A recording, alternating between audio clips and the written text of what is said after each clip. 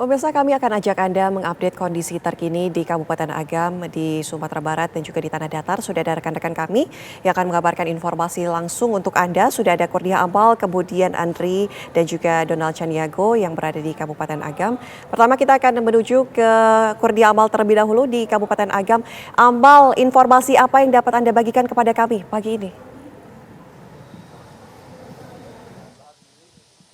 Ya, Ana Tialita, dapat kami informasikan kepada Anda bahwasannya upaya pencarian satu orang yang masih dinyatakan hilang ini tadi sudah dimulai sekitar pada pukul 8 pagi waktu Indonesia bagian Barat, di mana tadi sejumlah relawan yang terdiri atau tim SAR gabungan yang terdiri dari polisi, kemudian dari TNI, warga sekitar, BNPB, tim gabungan ini sudah berupaya semaksimal mungkin untuk melakukan mencari satu orang yang masih hilang pasca banjir bandang yang terjadi pada Sabtu malam yang lalu.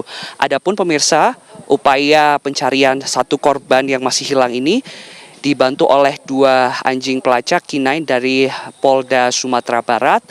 Dan untuk pencarian hari ini tadi sudah dimulai sekitar pada pukul 8 pagi waktu Indonesia bagian Barat dengan diawali dengan koordinasi oleh tim relawan titik-titik mana saja yang dicurigai adanya satu orang yang masih hilang. Adapun memang tadi kami sempat berbincang dengan para relawan.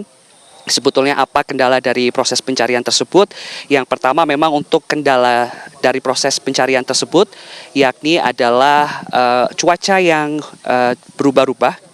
Curah hujan di Kabupaten Agam di tempat saya mengabarkan saat ini pun kemarin sempat hujan dengan intensitas sedang hingga tinggi sehingga proses dan upaya pencarian ini dihentikan karena memang selain cuaca yang kurang mendukung, ini juga dikhawatirkan akan dapat terjadi banjir bandang susulan, sehingga kemarin sekitar pada pukul 4 sore waktu Indonesia bagian Barat, ini seluruh upaya pencarian dihentikan.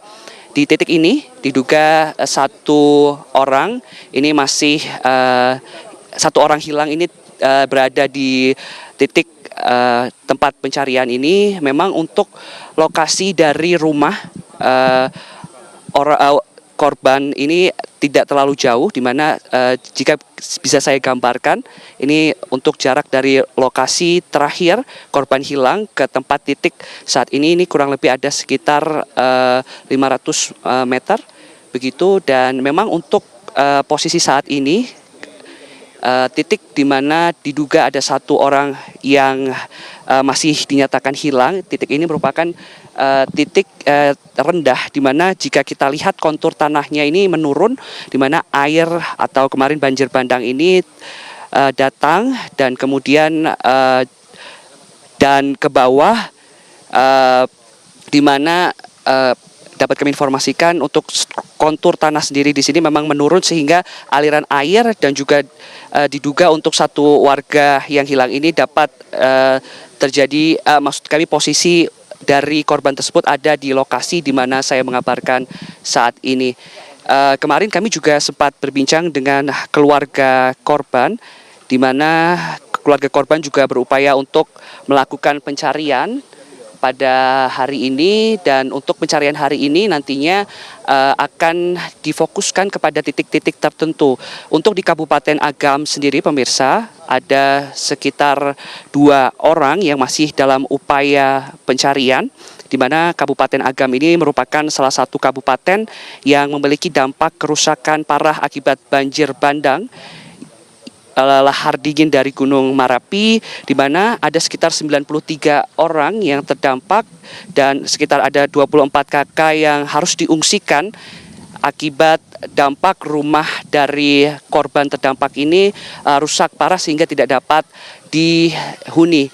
Jika dilihat di layar kaca Anda, pemirsa, puing-puing material dari banjir bandang ini masih ada, dan jika kita lihat banjir bandang kemarin ini mengangkut material vulkanik yang cukup susah karena memang dalam material vulkanik tersebut terdapat kayu yang cukup besar, kemudian juga ada batu-batuan yang cukup besar, kemudian batu-batuan tersebut bercampur dengan lumpur, sehingga tadi ketika kami berbincang dengan petugas relawan dari Polda Sumatera Barat, ini mempersulit untuk anjing pelacak K9 untuk menemukan titik posisi dari korban hilang.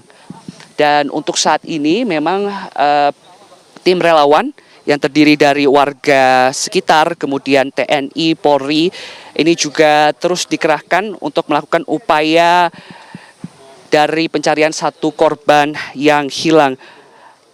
Adapun untuk fokus hari ini ada 3 fokus utama dari para tim SAR gabungan.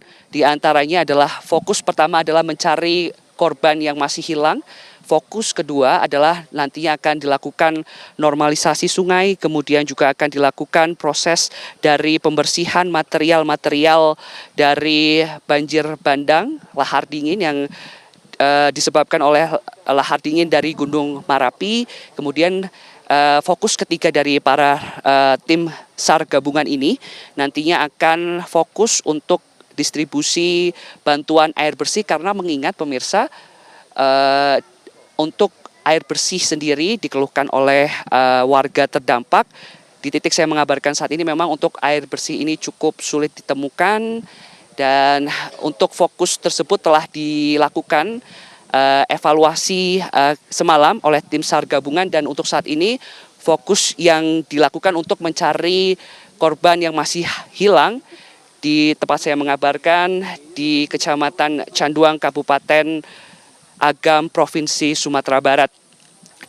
Dan tadi kami sempat berbincang juga dengan salah satu tim gabungan SAR ini, bahwasannya selain kendala cuaca, kemudian kontur tanah yang tebal sehingga mempersulit untuk anjing pelacak K9 ini untuk menemukan titik pasti dari lokasi diduga ditemukannya satu orang hilang.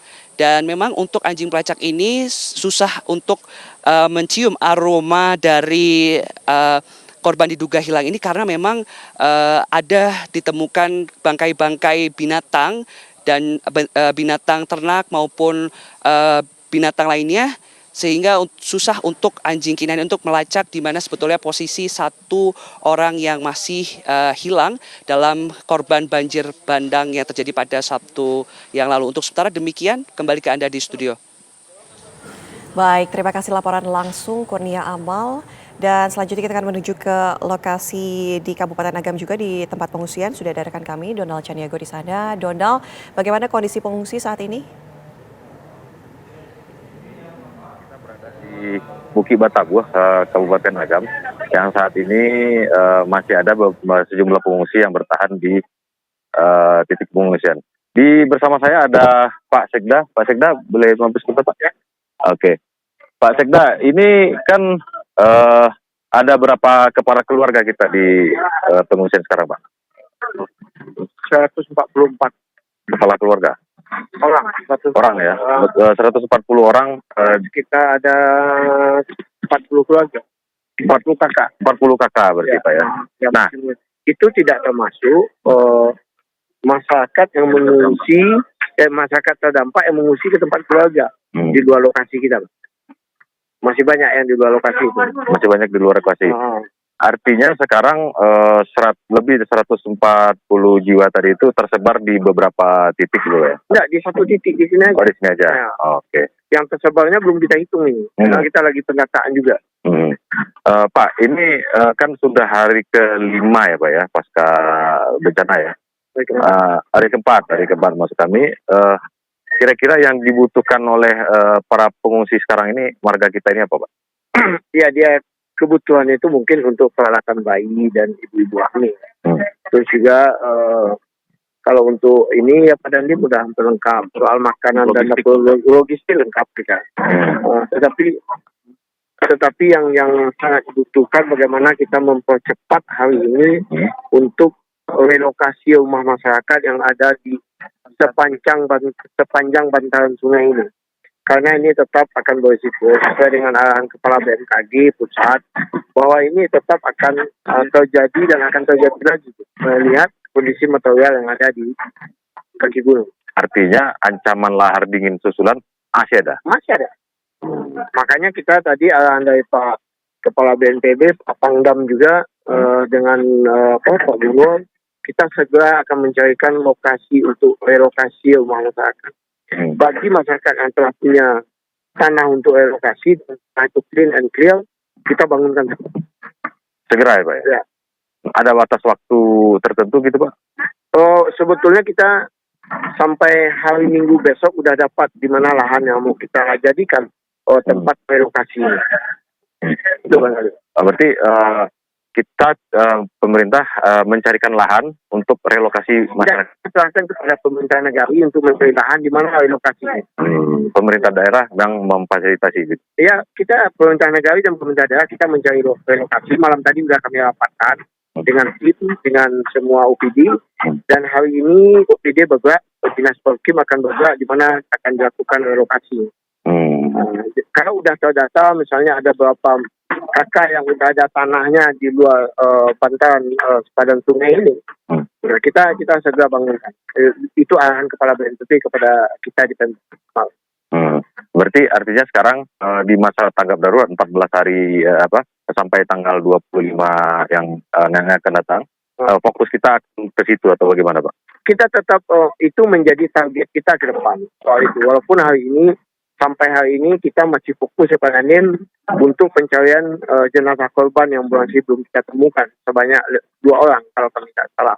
Ini yang kita, di samping itu kita juga mulai melakukan pembuangan material di lokasi bencana karena ini akan sedikit mengganggu nanti material ini jika terjadi susulan. Ini material ini akan menjadi ancaman baru di samping material yang akan dibawa dari atas. Artinya sekarang targetnya adalah normalisasi sungai ini. Normalisasi sungai sudah jalan tadi. Sudah jalan dari PU, di balai sungai berjalan dan hari ini kami dengan Pak Dandim dengan PU juga untuk pembangunan jembatan yang menjadi sumber masalah ini kita hancurkan dan kita bangun jembatan sementara dari Beli yang itu disediakan oleh Jepun. Tapi waktunya targetnya berapa lama? Hari ini jembatan kita hancurkan dan targetnya cepat. Minggu ini jembatan itu harus selesai. Oke. Baik Mas Ida. Anda dan pemirsa, saya juga bersama Dandim 0304 Agam. Pak Dandim, Letkol Bayu Aditya Nugroho. Pak, bisa dijelaskan Pak, ini sekarang kan masih ada 2 korban lagi yang belum ditemukan. Nah, bagaimana fokus pencarian kita terhadap korban tersebut? Jadi fokus kegiatan kita hari ini, seperti saya sampaikan sebelumnya, fokus pertama adalah evakuasi korban yang hilang. Kita dari total 3 korban hilang, kemarin sudah ditemukan 1 orang, kemudian masih ada 2 orang lagi 2 korban yang belum ditemukan. Kita tetap fokus lanjutkan. Dari total tim evakuasi, kemudian tim relawan, totalnya ada sekitar 900 orang, terbagi di 3 titik di Kabupaten Agam. Kami bagi menjadi 2, yang setengah kekuatan akan melaksanakan kegiatan pencarian korban, kemudian yang setengahnya lagi melaksanakan kegiatan rehabilitasi secara terbatas. Demikian. Artinya instansi pasukan yang lain juga ikut nyembur ke sini Pak ya? Jadi dari 800 itu TNI sendiri kita ada sekitar 280 ya. 280 personil TNI, kemudian ada dari Brimob dan Polresta Bukit Tinggi sendiri itu ada total sekitar Polda Jabar itu ada sekitar hampir 200 personil yang di Kabupaten Agam.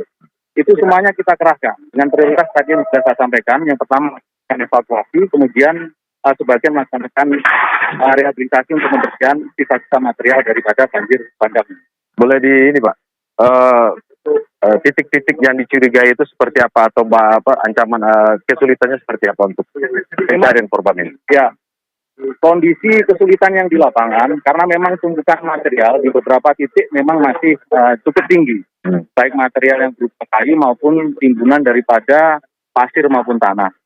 Seperti yang kemarin kita lihat, yang kita temukan yang korban satu orang korban yang kita temukan di Sungai Puar, itu posisinya sebenarnya tidak jauh dari kegiatan evakuasi kita. Hanya saja korban tersebut tertimbun oleh tanah, kemudian tertimbun juga oleh material kayu-kayu sehingga menyulitkan. Kemudian dari kemarin juga sampai dengan hari ini kita sudah mengerahkan anjing pelacak dari Tunggar. Harapannya bisa mempercepat proses pencarian dua korban yang hilang di wilayah Kabupaten Agam. Ada target sendiri Pak? Kami targetnya adalah secepatnya. Secepatnya. Karena target kami secepatnya kita upayakan dalam minggu ini tidak lama, semoga dua korban tersebut bisa kita temukan. Baik, terima kasih Pak Raden. Ya, pemirsa, itu laporan kami dari Bukit Batabuah, Kabupaten Agam, di mana saat ini masih ada satu korban lagi di Bukit Batabuah dan satu di Nepal. Kembali ke studio. Kasih laporan langsung Donald Chaniago.